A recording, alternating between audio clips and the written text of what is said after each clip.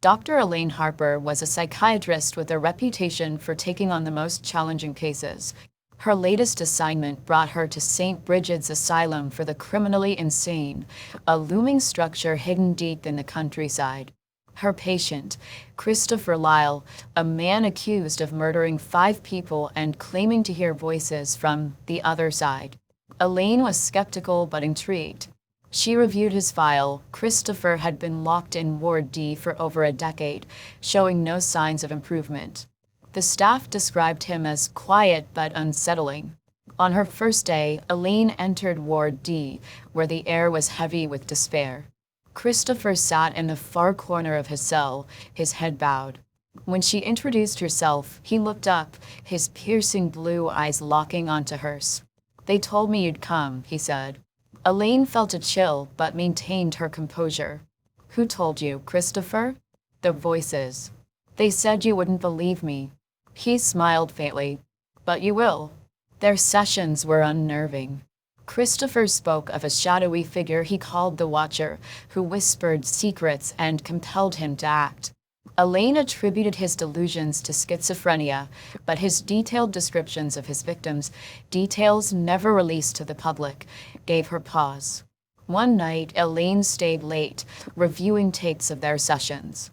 On one recording, Christopher's voice dropped to a guttural tone as he described the Watcher. Then, unmistakably, another voice whispered, "She's watching you." Elaine froze.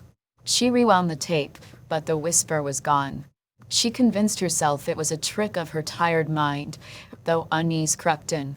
The following day, Christopher seemed different, calmer, more focused. "You heard it, didn't you?" he asked, his voice low.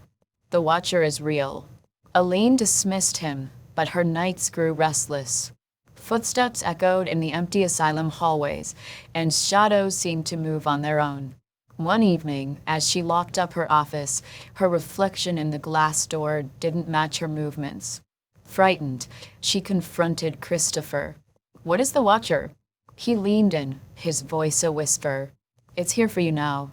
That night, Elaine woke to the sound of her office door creaking open.